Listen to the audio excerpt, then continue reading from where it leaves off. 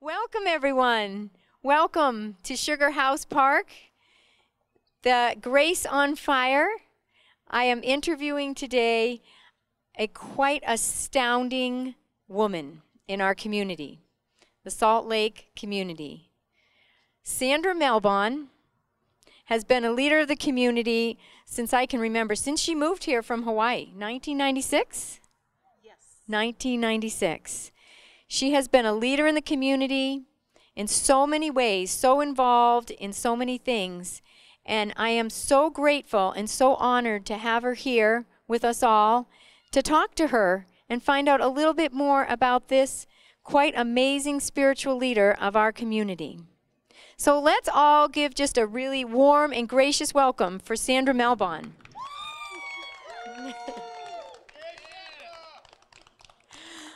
Thank you, thank you. Sandra, you have been so involved in the community and helped with so many things. I'd like to start, though, with you've written a book. Yes. Sandra has written this book, A Joyful Journey, Exploring Your Vibration of Creation. Sandra, could you tell us all a little more about your book? Sure, yeah. Well, I've had quite a journey. When I was 15 years old, I suffered from really deep depression and had thoughts of suicide.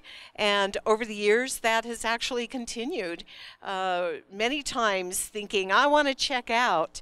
And at some point, I realized that that I wanted to change my thinking. I didn't want to be depressed anymore. I wanted to live a joyful life. And so I wrote this book, and it actually has exercise. It's a workbook.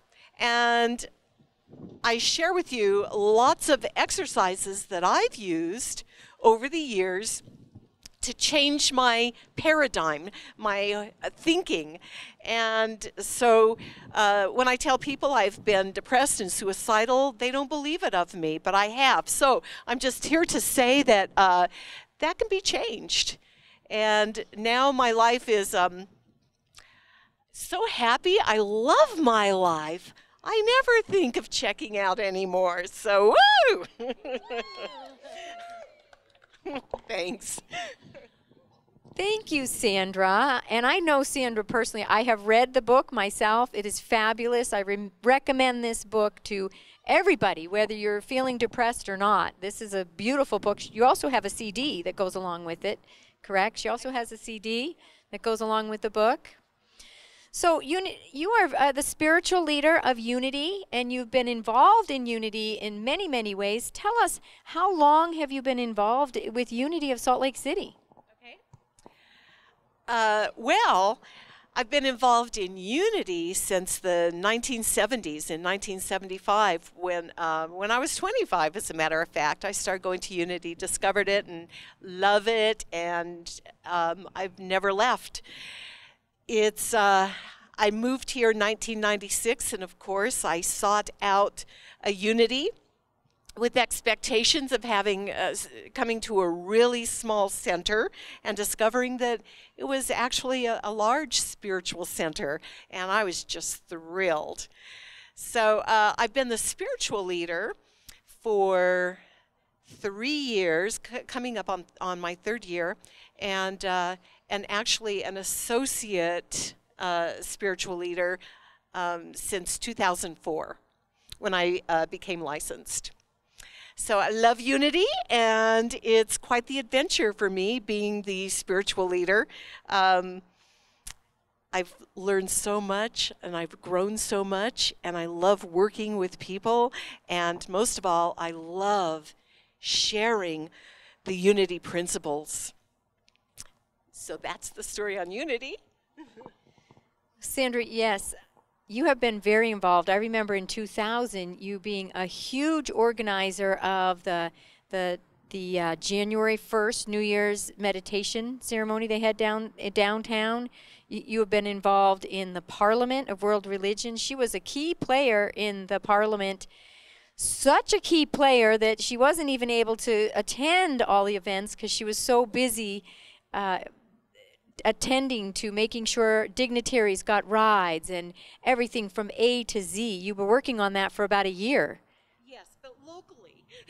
Locally, Yes. for the Parliament of World Religions, which came to Salt Lake City. So thank you for that, and you've done so much. I would like to hear some of I love Unity of Salt Lake City. I speak at Unity of Salt Lake City. Most of us a lot of us all go there at least one time or another. What are the precepts of Unity? The the first precept is that we are one with Creator, one with God. And sometimes it's hard to grasp that concept. Sometimes we can have an intellectual understanding, but not always fully understand what that is. I like to think that we are extensions of God. So source, creator, by whatever name you use. I'm comfortable using the name God. God moves through us as us. We are part of God. God is part of us. So that's a very important principle because it affects how we live our lives. Because we are in the image and likeness of God, we are also creators.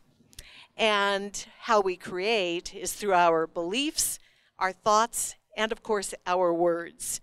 And so in Unity, we teach that it's very important to be aware of what we're thinking and how we are expressing. And then we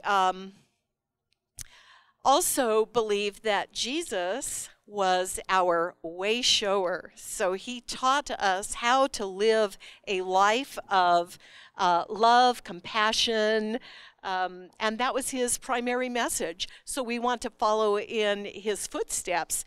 And that is how we come to a place of Christ consciousness. So what we teach is that everybody can rise up into Christ consciousness with that intention. And so you're Bonnie the Christ, I'm Sandra the Christ, following, the way of Jesus the Christ. Then we also believe that the way we connect and know that God is within us, to feel the presence, is through prayer and meditation. So we just come to that place of stillness where we can, when you breathe deep, right? You breathe deeply, you quiet your mind, and you can feel that presence within. And when we meditate on a regular basis, as you know, as this community knows, it changes our lives. It changes our day, minute by minute, changes our lives so that we can be in the world in a peaceful, joyful, contemplative way. And then lastly, we believe that it's not enough just to know the principles, but we must live the principles. That's probably the most important. A lot of people in religion, they know, but they don't practice what they're taught at church. And so what's the point? So we're practitioners of what we teach. Thank you, Sandra. That's beautiful. Beautiful.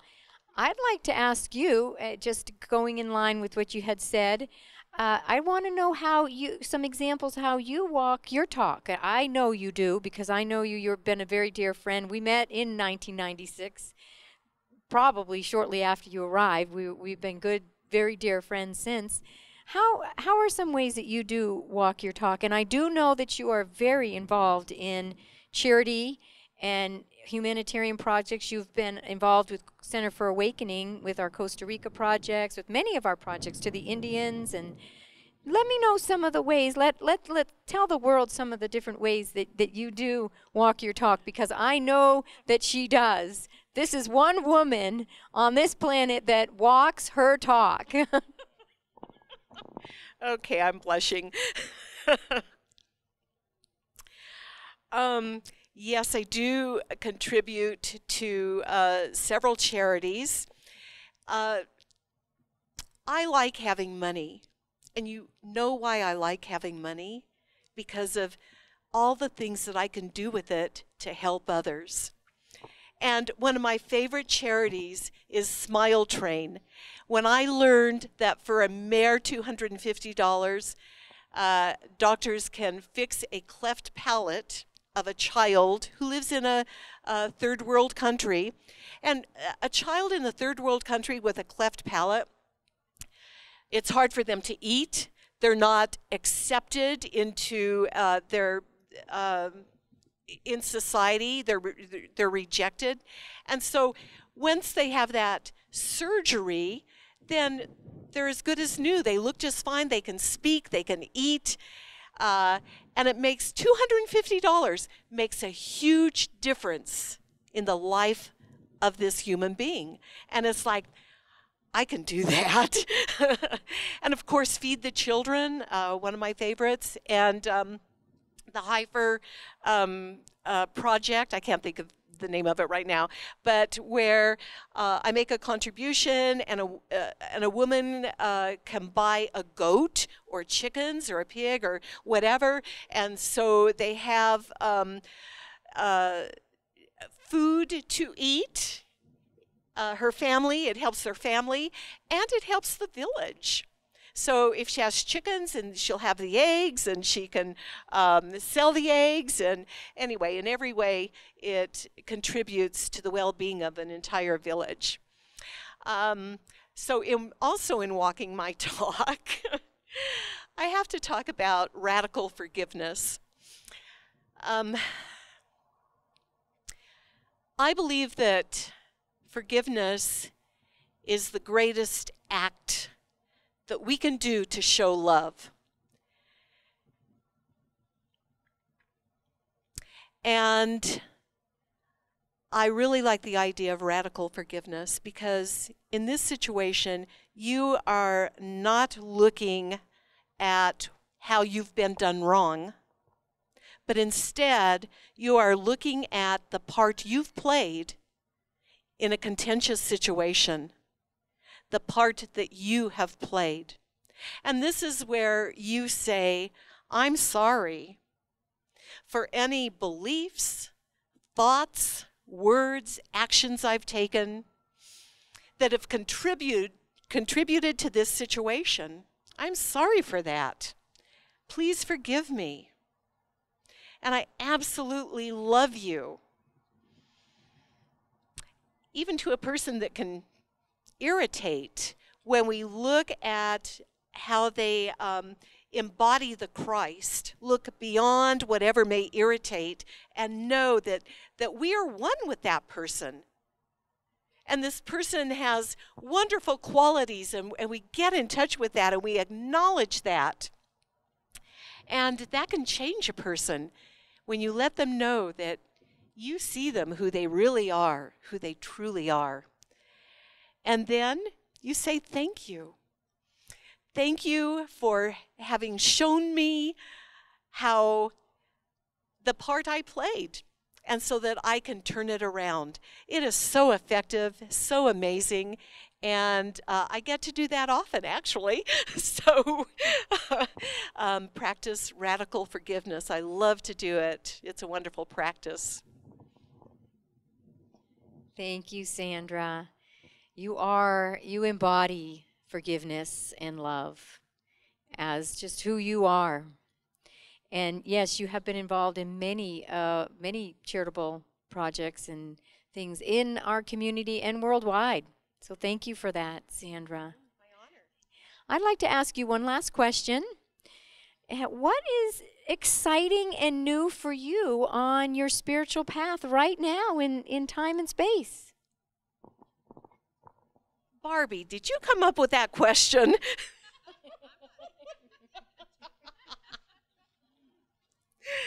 Oh my goodness. What's new and exciting?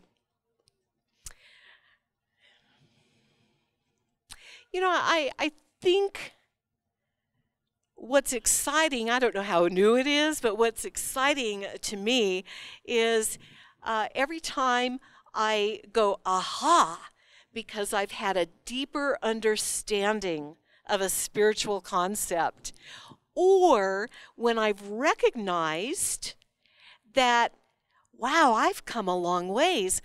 I am actually not struggling with this anymore. It's like, that is so cool. And so to me, that is the most exciting thing. I don't know, don't you guys feel like that when you've discovered, wow, this is coming with more ease and grace than ever before? Woohoo! Yeah. You know, there's always something new going on. And I know that I have in my mind to write another book, and I'm really excited about doing that. And with politics the way they are these days, talk about being contentious, and a lot of people are willing to be violent in how they respond to people, how they interact with people, and yet they call themselves Christians. And that bothers me. It just bothers me. They give Christianity a bad name. And I would like to write a book that addresses the issues of today in relation to what Jesus taught. So I would use the four Gospels, Matthew, Mark, Luke, and John, and just take every issue and what would Jesus do if Jesus were alive today? Jesus who would be teaching the same message. And those who call themselves Christians get to look at whether or not they are following truly the way Jesus lived his life and showed us how to live our lives. So I'm excited to do that. I'm excited to get started. And I intend to write it before the year ends. That'll be my latest project. That was just on tape. Everyone heard, and now it'll be on YouTube. So that is an exciting book. I look very much forward to reading that book, taking the Christian principles of Christ on our present moment issues in our world. Fabulous. What a great contribution to the world, to society, to the community, to people. And Sandra, you are an author. You are a spiritual leader. She's also a storyteller. One of the things I first learned about her when I first learned about this amazing woman. And speaker, she's a profound speaker. She speaks often at Unity, being the spiritual leader. And we are just so honored and so fortunate and blessed to have you in our community and to have you on this planet. I see you reaching out, especially with this new book, reaching further out into the international realm. And we need people like Sandra Malborn all around this world making a difference. So let's all give a warm thank you to Sandra for this beautiful time together.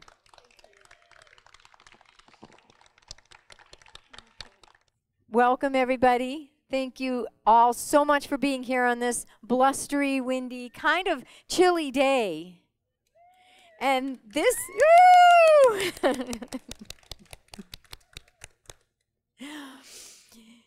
and this is the inaugural event of Grace on Fire, and it is a spontaneous talk. I have not prepared anything, so I'm a little scared inside. Actually, I woke up this morning petrified.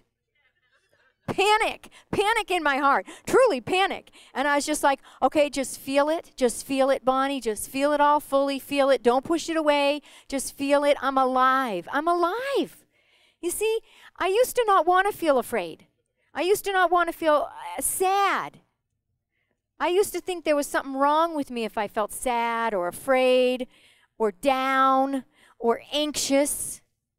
So as I was young, I thought there was something wrong with me most all the time.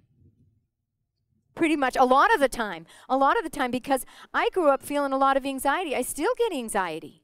But I figured out the other day, when I was in the middle of some intense anxiety coming through my body. Because there's a lot going on in my life, too. I'm moving, and there's a lot of transitions and changing. And I'm doing this inaugural Grace on Fire, spontaneous talks. And so I woke up, and I felt so afraid, and I've got this anxiety going on lately. And I meditated on it a little bit. And I thought, you know, I'm up to things. I'm up to things. So I should give myself a little bit of a break. I feel some fear because I'm moving into lots of unknown territories. Unknown territories. I'm moving to a new place, a new area, about an hour away. I'm going to live on my own. I have never lived by myself in my life. My adult life, well, my child, never. I have never lived alone by myself. And I'm going to do that. So there's been a lot of new things happening, and I'm moving, and I'm making changes, and I'm up to things. So I feel some fear, I feel some anxiety, and so I'm actually kind of proud of myself. Woo, I'm afraid! Woo, and I'm anxious, and I'm miserable. No, I'm not miserable. I'm not miserable. I'm afraid sometimes.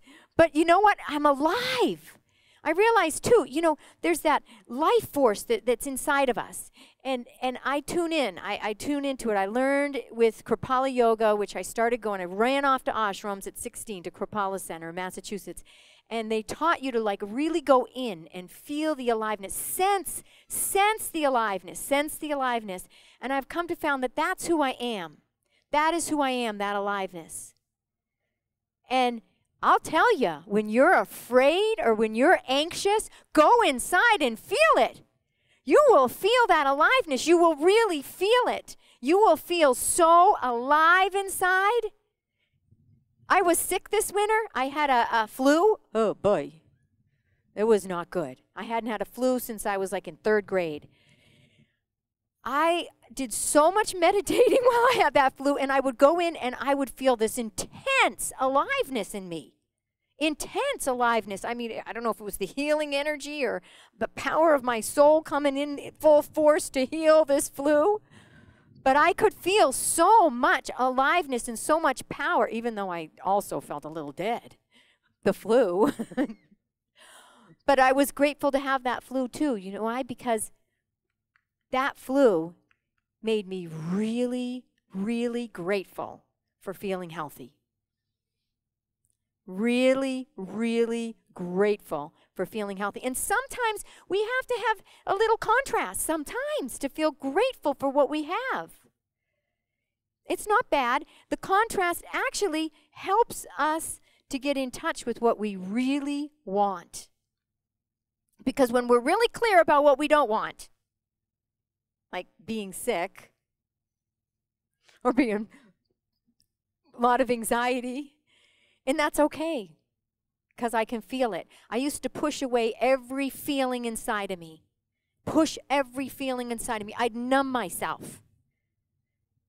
I didn't do drugs, but that probably would have been okay. But I did. I found all the kind of ways to do it. I would eat sometimes, or I would do anything. Just stuff it down. But I've learned that, you know, all those feelings, all those emotions, whether they're good or they're bad, it's the aliveness. It makes me alive. It makes me who I am, and it serves me. And I'm grateful for the intensity. You know why? If I want to feel intense joy, intense ecstasy, intense passion, and I do. All of you here that know me know that I do. I do. I can feel a level of ecstasy and passion and euphoria naturally without any artificial things. But it comes. There's always the front of the hand and the back of the hand, the front of the hand and the back of the hand. So if I want to feel that ecstasy, if I want to feel that bliss, if I want to feel that joy and that rapture of being alive on this planet, I can't shut out the pain. I can't shut out the grief. I can't shut out the fear and the anxiety and the sadness. I have to embrace it all because we're living beings. We're alive. And however far up we go, I'm going to tell you, you just open up like a flower.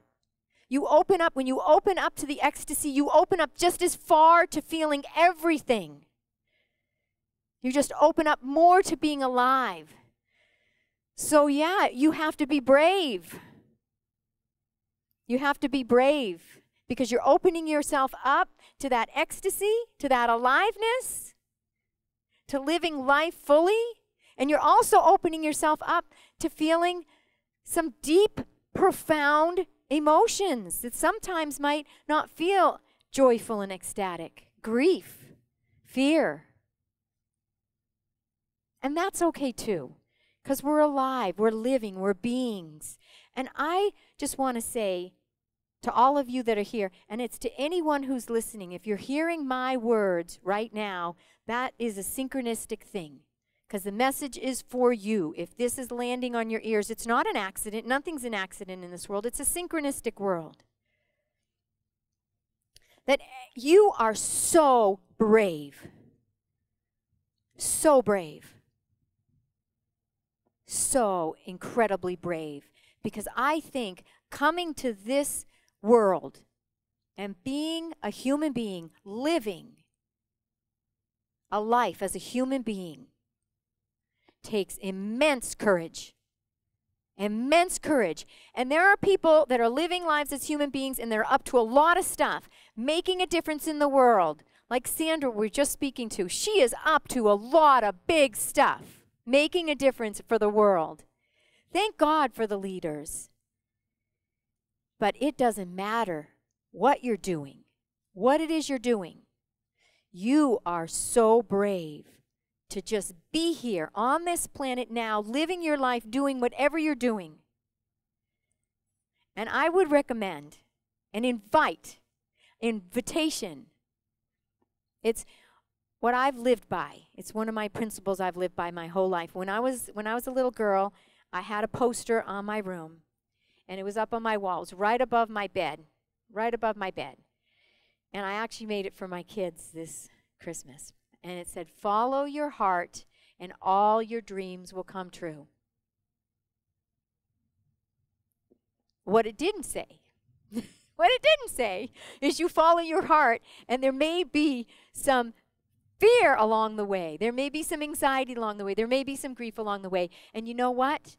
If you're not stretching, if you're not moving, if you're not expanding yourself, if you're not out there trying new things, you might not feel much of that. But if you are, if you're one of those people that wants to go a little outside the box, break out of some shells.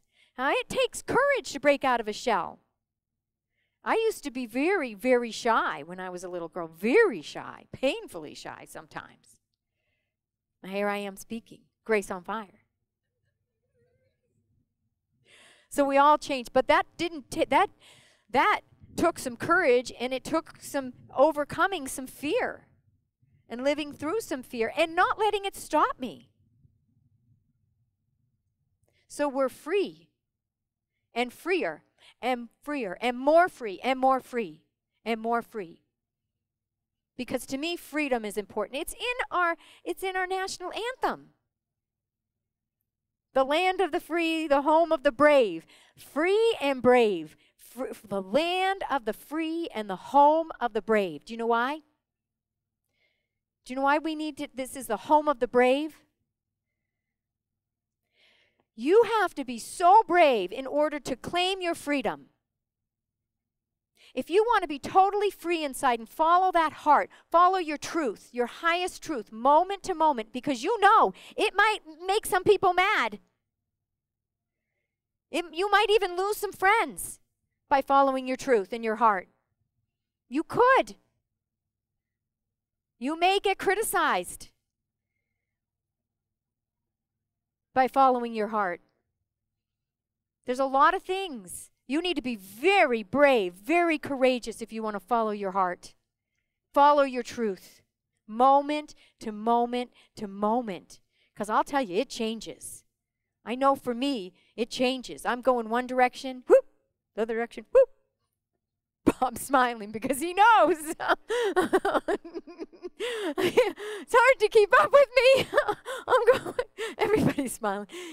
But you're living in the moment and you're living your truth moment to moment. And we all are. We all are. We all are living our truth moment to moment. We are really all living our truth moment to moment. And that takes a lot of courage. And that creates a tremendous amount of freedom inside. Inside is where the freedom is. Inside, where you're free inside. Free. That takes courage. And I want you to know you're all so brave and courageous.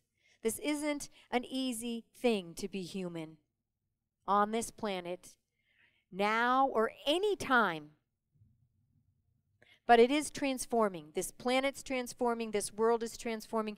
Heaven on earth is on its way. I see it every day. I see it every day. We were at the soccer game yesterday, and it was like heaven on earth. Kids and families, a band. We were walking up to the soccer field, and there was a band in front of us playing. It was amazing. It was safe, and it was beautiful, and everyone was happy. They were playing, the beanbag tosses. It's a beautiful world. It's a beautiful world. And it also takes a lot of courage.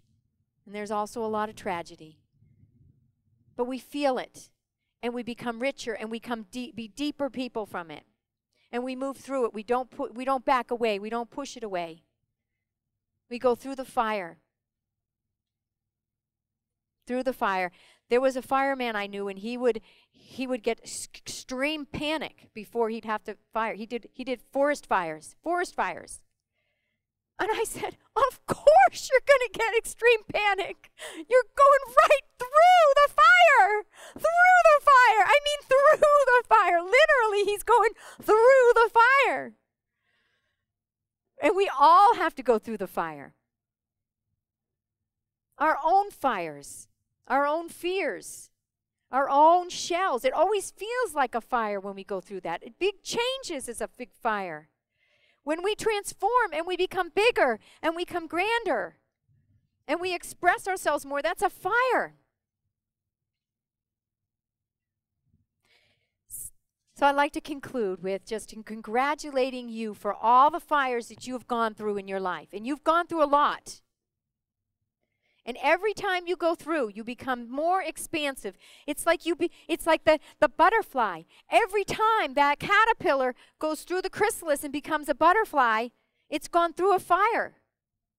Every time the snake sheds its skin because it's bigger now, or a crab sheds its shell because it's larger and bigger, and it cannot stay in that small shell anymore. It's got to grow. It's got to grow out of it. They go through many shells. They say there's the lobster or the crab goes through so many shells.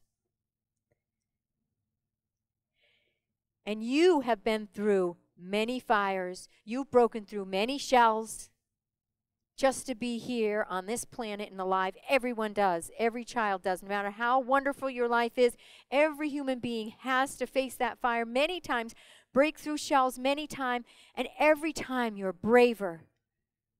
You're more expanded. You're wiser. You're more compassionate. You're deeper. You're more yourself. You're truer and deeper and freer within yourself.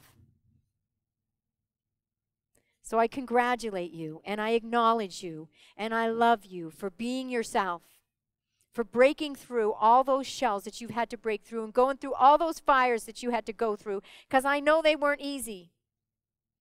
But you did it. You did it.